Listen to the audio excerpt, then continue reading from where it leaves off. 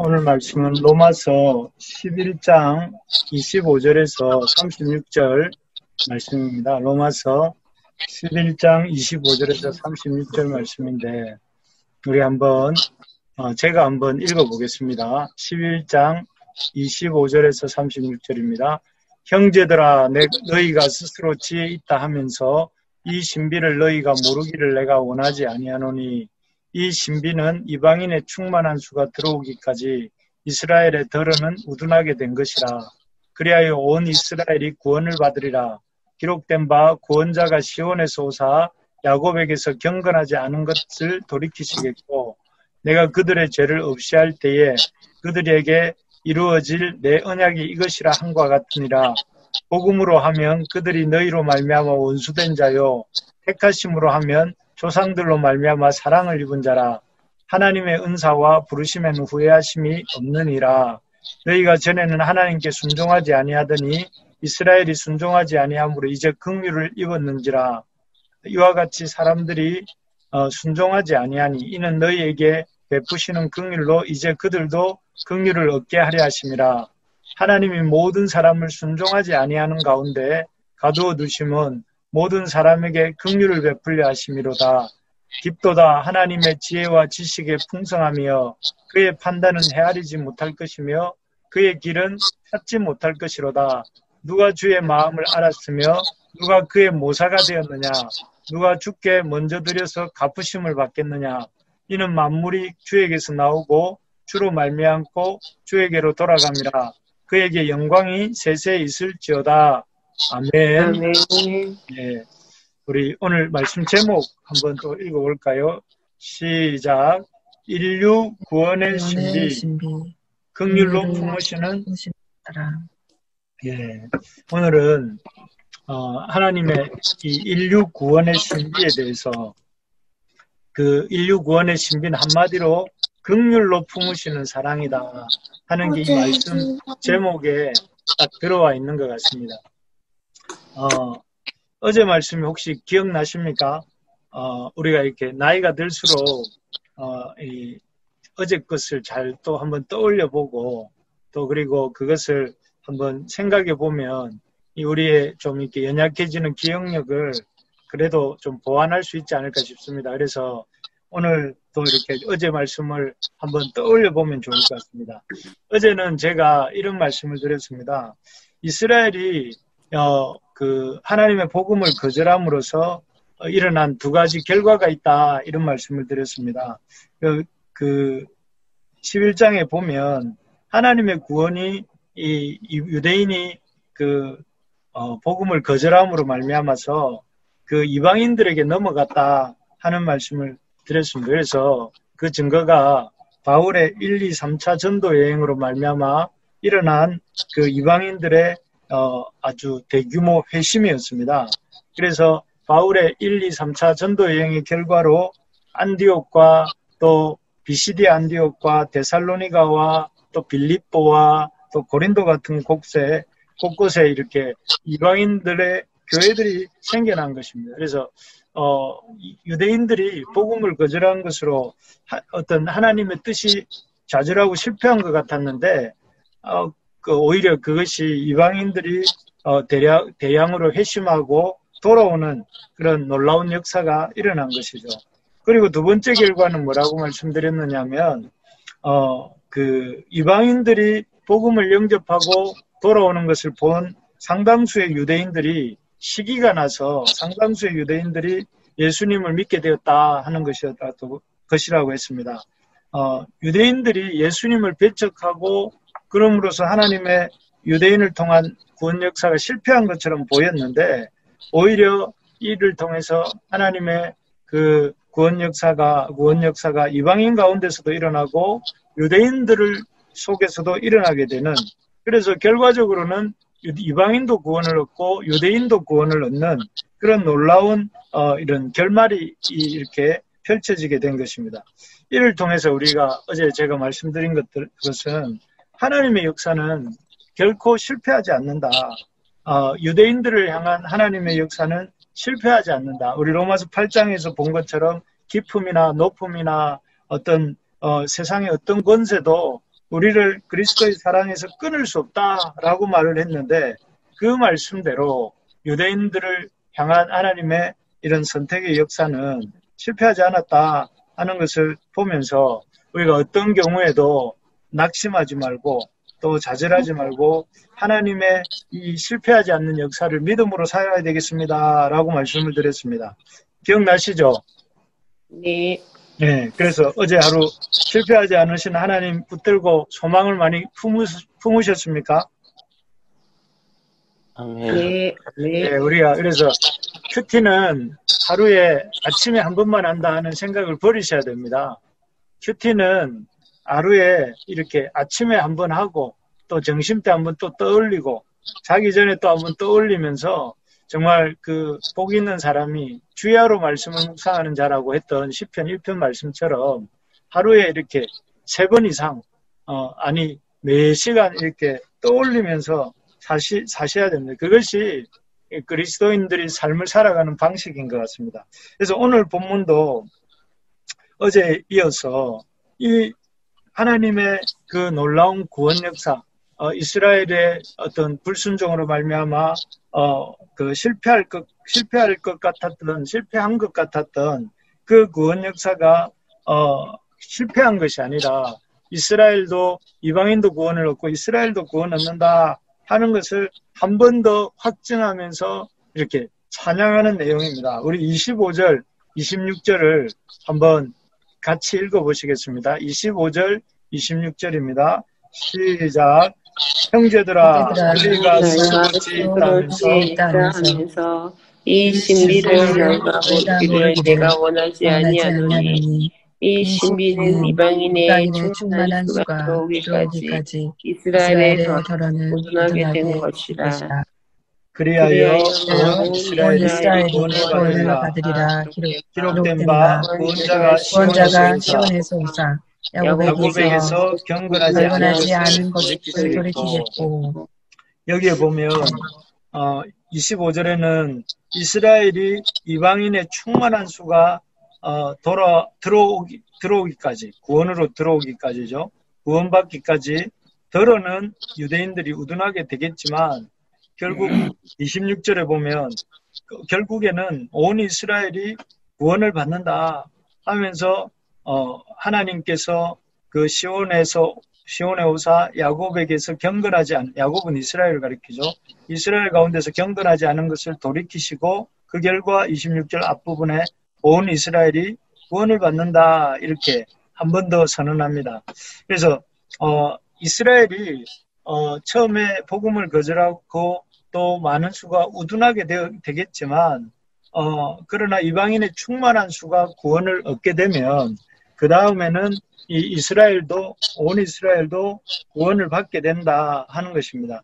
참 그리고 이러한 구원의 역사가 자세히 보면 27절 이후부터는 어떻게 갑자기 즉흥적으로 이방인이 충만한 수가 들어오고 또 유대인들이 시기가 나서 또 온 이스라엘이 구원을 얻는 그런 역사가 일어나는 것이 아니라 하나님의 이런 그 33절에 보면 깊도다 하나님의 지혜와 지식의 풍성함이요 이렇게 말을 하면서 이러한 모든 일들이 하나님의 지혜와 지식의 풍성함 가운데서 일어나게 되는 어떤 갑작스럽게 일어난 일이 아니라 하나님의 오랜 지혜와 오랜 그 연륜과 계획 속에서 일어나게 되는 일이다 하는 것을 오늘 본문 27절 이후에서 이렇게 설명을 합니다. 그러면서 하나님의 놀라운 이 구원이 이런 특별한 뜻과 계획 가운데서 이루어졌다는 것을 보여주는데 먼저 이 하나님의 이 구원 역사가 계획 가운데 아주 하나님의 그 계획 가운데 단계적으로 이루어졌다는 것을 이렇게 볼 수가 있는데 첫째는 이 4단계에 걸쳐서 하나님의 구원 계획이 이런 하나님의 연륜 속에서 펼쳐지는데요. 첫 번째는 30절 상반절에 보면 이렇게 나옵니다.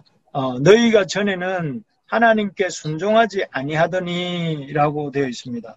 이 말은 첫 번째 단계가 이방인들이 하나님께 불순종하던 시기가 있었다 하는 것입니다. 대략 이 구약 시대가 되겠지요. 우리가 성경으로 보면 이 시기에는 모든 이방 민족들이 각자 자기 길로 가고 이렇게 더욱 죄에 빠져서 헛된 것을 섬기던 시기입니다. 이때는 하나님의 역사가 이 유대인들을 중심으로 이스라엘을 중심으로 펼쳐지던 시기였죠. 이 시기에는 하나님께서 이스라엘 백성들에게 언약도 맺으시고 그들을 가운데 이렇게 하나님의 말씀도 주시고 그들에게 또 선지자들도 보내주시고 그들 가운데 성전도 짓게 하시고 그들과 이렇게 이스라엘을 통해서 하나님이 역사하던 시기입니다. 그래서 그때는 중심이 이스라엘이었습니다. 이방인들은 불순종하던 시기였습니다. 그래서 하나님이 이 이스라엘을 중심으로 일하시던 시기였다면 두 번째 단계는 어떤 단계였느냐면은 유대인들이 앞에는 이방인이었다면 이제는 유대인들이 불순종하던 시기였습니다. 우리 30절 같이 한번 읽어볼까요? 30절 전부 다 같이 한번 읽겠습니다. 시작. 너희가 전에는 하나님께 순종하지 아니하더니 이스라엘이 순종하지 아니하므로 이제 긍휼을 입었는지라. 예, 여기에 보면 앞에는 이스라엘이 이방인이 순종하지 않았는데 그 다음에는 이스라엘이 순종하지 아니하므로 이제 긍휼을 입었는지라. 너희가 긍휼을 입었다는 거죠. 그래서 이 시기는 이스라엘이 불순종하는 시기입니다. 그래서 처음에는 이방인들이 불순종했다면 그래서 그게 구약 시대라면 이제 유대인들이 불순종하는 시대는 언제인가 하면 신약 시대입니다. 그래서 이 메시아로 오신 그리스도로 오신 예수 그리스도를 이스라엘 백성들이 하나님의 백성이라고 생각했던 그 이스라엘 백성들이 배척을 하고 또 예수님을 이 십자가에 못 박아 죽게 하고 했던 시대였죠. 그래서 그 시대에는 복음이 앞에서도 말씀드린 것처럼 이방인들에게 흘러갔습니다. 그래서 이방인들 가운데 1, 2, 3차 전도 여행을 통해서 이렇게 교회가 세워지고 또 그 교회의 세워짐으로 말미암아 이렇게 놀랍게 이방인들의 많은 수가 주께로 돌아오는 역사들이 일어나게 되었습니다. 그 기간 동안에는 오히려 어떤 일이 일어났느냐면은 우리 아까 읽었지만 여기 25절 뒷부분에 보면 이스라엘의 덜어는 우둔하게 된 것이라는 말처럼 이스라엘 백성들, 유대인들이 아주 이렇게 하나님의 말씀을 들어도 깨닫지 못하고 보아도 보지 못하고 이런 어떤 그 역사가 이 유대인들 가운데 일어났던 것이죠. 그래서 이 두 번째 시기는 유대인들이 하나님의 말씀에 불순종하는 시기였습니다. 그리고 이제 세 번째 단계는 언제냐면은 많은 이방인들이 이렇게 주님께로 돌아오는 것입니다. 그래서 30절 후반에 보면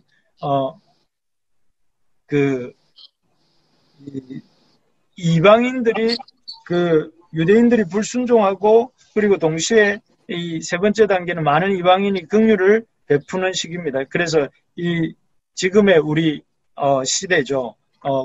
신약 시대를 지나서 교회 시대라고 할 수 있는 지금 이 시기에는 복음이 이방 민족에게 전파되고 정말 땅 끝까지 이 하나님의 백성들이 하나님 백성 아니라고 불렸던 곳에서 하나님의 백성들이 나오고 하나님의 자녀들이 나오게 되는 이런 하나님의 놀라운 어떤 그 복음의 문이 활짝 열려 있는 복음이 전파되는 그런 시기입니다. 그런데 그리고 이제 그 세 번째 시기가 지나고 나면 네 번째 마지막 단계는 하나님이 온 이스라엘에게 긍휼을 베푸는 시기입니다. 그래서 우리 31절 우리 같이 한번 읽어보겠습니다. 26절을 읽어보겠습니다. 26절 시작. 그리하여 온 이스라엘이 구원을 받으리라. 기록된 바 혼자가 시온에서 오사 야곱에게서 경건하지 않은 것을 돌이키시겠고. 여기 보면 온 이스라엘이 구원을 받는 시기가 오는 것입니다. 온 이스라엘이. 그리고 그리고 31절 아까 읽지 않았는데 31절도 같이 읽겠습니다. 시작. 이와 같이 이 사람들이 순종하지 아니하니 이는 너희에게 베푸시는 긍휼로 이제 그들도 긍휼을 얻게 하려 하심이라. 할렐루야. 여기 보니까 이스라엘이 구원을 받는다는 거죠. 옛날에는 그 이방인들만 긍휼을 덧입고 이방인들이만 돌아오는 것 같았는데 이제 그들도 이스라엘이죠. 이스라엘도 긍휼을 얻게 하려 하심이라 라고 이렇게 말씀하고 있습니다. 그래서 여기에 4단계가 나오고 있다는 걸 말씀드렸습니다. 첫째는 이방인들이 불순종하던 시기가 있었고, 그리고 두 번째는 유대인들이 불순종하던 시기가 있었고, 그 다음에 세 번째는 유대인들의 불순종으로 말미암아 이방인들이 긍휼을 덧입는 시기가 있었고, 이제 마지막 단계에는 이스라엘이 긍휼을 얻는 시기. 그래서 결과적으로는 이방인과 이스라엘 모두가 긍휼을 얻게 되는 그런 이 시대가 온다 하는 것을 이렇게 역사의 어떤 그 흐름을 짚어가면서 바울이 이렇게 선포하고 있는 것입니다. 참 우리가 이런 그 하나님의 놀라운 구속 역사의 진전을 볼 줄 알아야 되겠습니다. 이 하나님은 이렇게 먼저 이스라엘에서 시작하셨지만 이스라엘만 구원하게 하시는 것이 아니라 그 다음에는 이방인도 그 구원을 얻게 하시고 또 유대인 이스라엘도 구원을 얻게 하셔서 마침내 온 이런 이 인류가 하나님의 은혜 가운데서 구원을 얻도록 하시고자 하는 그런 계획 가운데 이 역사를 진행시키고 계시다 하는 것을 볼 줄 아는 눈이 있어야 되겠습니다. 그래서 늘 우리 이 눈앞에 벌어지는 일들에만 일희일비하는 것이 아니라 하나님의 큰 역사를 보면서 그 큰 역사 속에서 우리가 기뻐하고 감사하고 또 이렇게 살아가는 우리가 될 수 있기를 소망합니다. 우리가 이런 하나님의 그런 구원 역사를 볼 때에 우리가 깨달을 수 있는 것이 뭐냐면 첫째는 하나님의 역사가 즉흥적으로 이루어지는 것이 아니라 하나님의 정하신 계획과 섭리 속에서 이루어진다 하는 것입니다. 하나님의 역사는 우리가 보기에는 이 역사가 인류의 역사가 막 이렇게 뒤죽박죽인 것 같고 아무 어떤 의미가 없는 것 같고 늘 제자리 걸음하는 것 같지만 지금 하나님의 역사는 하나님이 세우신 그 뜻과 계획 가운데서 이 어떤 구원을 향해 나아가고 있다 하는 것입니다. 그래서 이 지금 바울도 이렇게 하나님의 역사가 단계를 거쳐서 마지막을 향해 이 이방인의 구원과 나아가서 마침내 이 이스라엘의 구원을 향해서 나아가고 있다 이렇게 말하고 있고요. 이전에 우리가 창세기를 읽을 때 보셨지만 그 창세기 15장 13절에 보면 하나님이 그 아브라함과 언약을 맺으세요. 그 14장에 보면 하나님께서 이 아브라함에게 롯을 구출해 올 수 있도록 그 북방의 그돌라오멜 동맹군이 롯을 그 소돔과 고모라를 침공해서 롯과 그의 가족을 이렇게 포로로 끌고 갔는데 그 포로로 끌고 가고 있는 그돌라오멜 동맹군을 아브라함이 격퇴하고 롯을 구해오죠. 그런데 롯이 그런 삼촌의 수고를 이렇게 외면하고 다시 소돔과 고모라로 돌아가 버려요. 그럴 때 아브라함이 참 낙심을 해가지고 참 이렇게 롯과 같이 동거하고 싶어하는 마음도 있고 또 롯이 이렇게 소돔과 고모라를 떠나기를 원하는 마음도 있었음에도 불구하고 이렇게 다시 이 소돔과 고모라로 돌아가 버리는 롯을 보면서 마음 아파할 때에 하나님이 그와 아브라함과 언약을 맺으시면서 이렇게 말씀하십니다. 이 15장 13절을 제가 한번 읽어드릴게요. 여호와께서 아브라함에게 이르시되 너는 반드시 알라 내 자손이 이방에서 객이 되어 그들을 섬기겠고 그들은 400년 동안 내 자손을 괴롭히리니. 여기에 보면 이제 하나님이 아브라함에게 역사의 긴 계획을 말씀해 주십니다. 역사의 긴 계획이 무엇이냐면은 이스라엘 백성이 아브라함의 후손들이 이방 땅에서 애굽이죠. 애굽에서 400년 동안 객이 되어서 그 사람들을 섬길 것이다. 이렇게 말씀하세요. 그러니까 하나님의 아브라함에게 낙심하지 말 것을 얘기하면서 앞으로 긴 계획 속에서 이 아브라함의 그 후손들을 하나님이 인도해 가실 것이니까 마음에 낙심하지 마라 하면서 앞으로 네 후손들이 이방 땅에 들어가서 백이 될 것을 그리고 그 후에 구원받을 것을 미리 알려주십니다. 그런 말씀 속에서 우리가 또 보게 되는 것이 하나님의 역사가 인류의 역사가 그냥 덧없이 흘러가고 있는 것이 아니라 하나님의 계획 속에서 하나님의 뜻 속에서 이렇게 흘러간다 하는 것을 볼 수가 있습니다. 그래서 이 바울을 통해서도 그렇고 이 아브라함을 통해서도 그렇고 우리가 깨닫게 되는 것은 이 인류의 역사가 뒤죽박죽 엉망진창 이렇게 그냥 의미 없이 흘러가는 것 같이 보이지만 사실은 하나님의 역사는 이런 뜻과 계획 속에서 하나님의 섭리 속에서 흘러간다 하는 것을 이렇게 보여주고 계시는 것입니다. 우리가 이 사실을 잘 붙들 수 있기를 바랍니다. 아멘. 하나님의 역사는 우리의 삶은 그냥 의미 없이 흘러가는 것 같지만 하나님의 섭리와 뜻 속에서 하나님의 계획과 하나님의 의도 속에서 흘러가고 있다는 것을 여러분들이나 제가 이렇게 영안을 열어서 이렇게 볼 수 있기를 바랍니다. 그래서 이 역사가 어디로 나가고 있습니까? 하나님의 긍휼을 향해서 하나님의 뜻을 향해서 나아가고 있습니다. 그래서 늘 관심을 저와 여러분들이 관심을 어디에 가져야 지혜로운 사람이냐면은 하나님의 역사의 주권자가 되시는 그 하나님의 뜻이 무엇인가 여기에 대해서 관심을 가지면서 어떻게 하면 하나님의 구원 역사에 동참할 수 있겠는가 이런 마음을 가지고 살아야 되는 것입니다. 그래서 여러분 지혜로운 사람은 어떤 사람이라고 하느냐면은 하나님의 뜻을 알고 그 뜻과 계획을 알고 그 뜻과 계획에 동참하는 인생이 지혜로운 인생인 줄 믿습니다. 그래서 늘 고민을 다른 거 하지 마시고 예수님이 마태복음 6장 33절에서 뭐라고 말씀하셨습니까? 너희는 먼저 뭘 구하라고요? 그의 나라와 의를 구하라. 그리하면 너희에게 이 모든 것을 다 하시겠다. 이렇게 말씀합니다. 너희가 다른 거 열심히 하라 이렇게 말씀하시는 게 아니라 먼저 그의 나라와 그의 의를 구하라. 그래서 진짜 너희가 지혜로운 사람이라면 먼저 그의 나라와 의를 구하고 그렇게 하면 모든 것을 그 다음에 더하여 주신다는 것이죠. 그래서 저도 이렇게 열심히 이 주님을 섬기고 있습니다.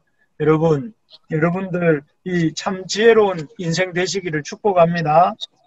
아멘. 그러려면 하나님의 계획을 염두에 두고 하나님의 뜻에 동참하는 그게 무엇입니까? 이 구원의 역사에 동참하는 우리 자신의 생명 얻는 역사와 우리가 받은 구원을 소중하게 여기고 또 다른 이들에게 이 하나님의 구원을 소개하고 하나님 나라를 소개하는 일에 이렇게 동참하는 그런 인생이 되시기를 소망합니다.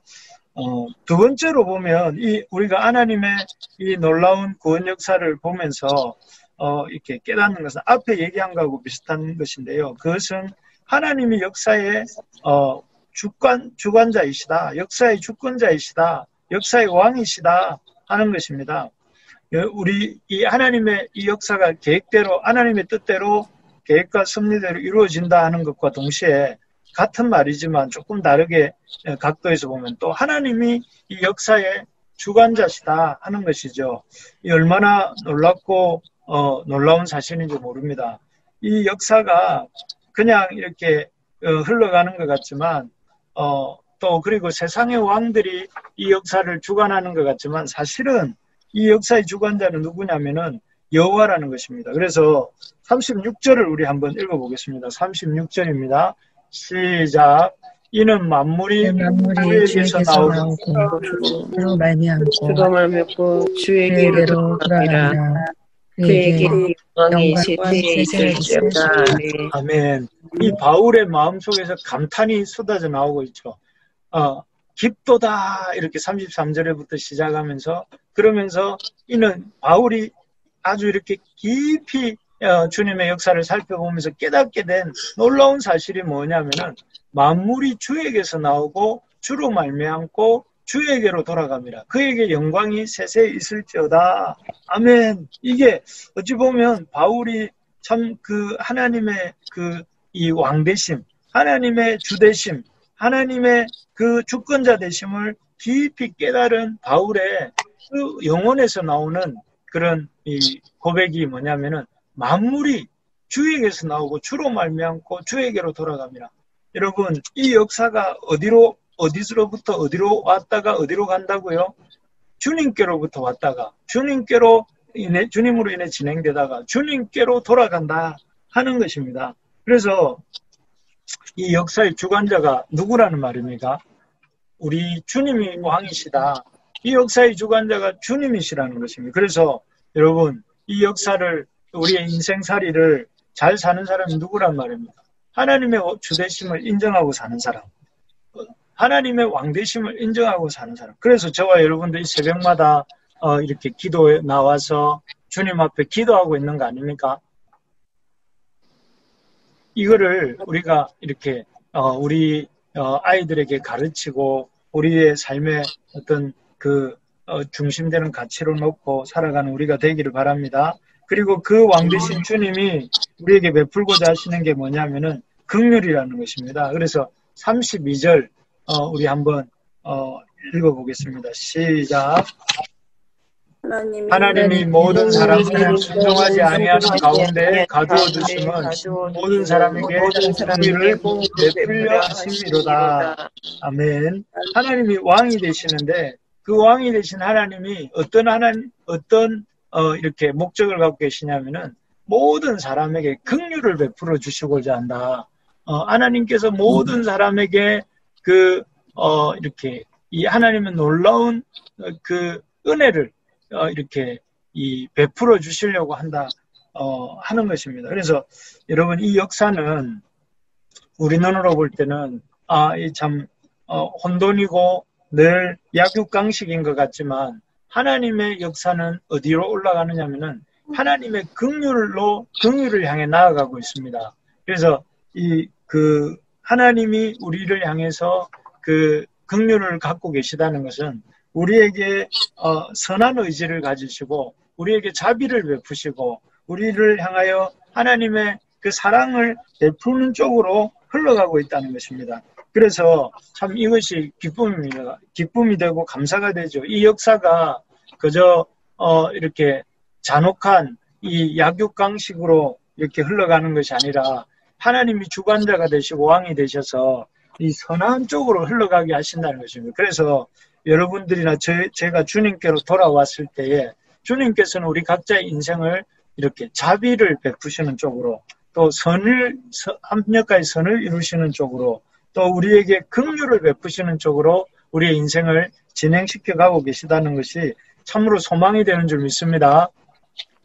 그래서 우리의 삶이 늘 넘어지는 것 같고 늘 이렇게 약한 대로 흘러가는 것 같지만 그럼에도 하나님 우리를 붙잡으시고 새롭게 하신다는 것입니다. 오늘 말씀이 좀 길었지만 정리하면 하나님이 역사를 단계에 걸쳐서 뜻과 계획을 가지고 이렇게 이루어 가신다는 것을 통해서 우리가 깨닫게 되는 것은 첫째는 이 역사는 하나님의 계획과 섭리를 따라 이루어진다 하는 것을 보았고 두 번째는 그런 역사를 이루어 가시는 분이 하나님이시고 하나님은 그런 역사의 왕이시다. 주관자가 되신다는 것이고 우리에게 그 하나님께서는 또 긍휼을 베풀어 주시기 위해서 이 역사를 진행하신다 하는 것을 이렇게 살펴보았습니다. 이걸 보면서 우리가 바울처럼 이렇게 기뻐하고 찬양하는 우리가 될 수 있기를 바랍니다. 하나님 그렇습니다. 하나님 이 역사의 만물이 이 역사와 만물이 하나님의 뜻과 계획 속에서 움직이고 있군요. 그리고 그 하나님이 이 모든 역사를 주관하고 계시군요. 그리고 그 하나님의 뜻과 계획 속에서 하나님이 역사도 우리의 인생도 선하게 긍휼을 가지고 이끌어 가시군요. 하나님 감사합니다. 이러는 고백으로 하나님 앞에 시작하는 오늘 하루가 되기를 소망합니다.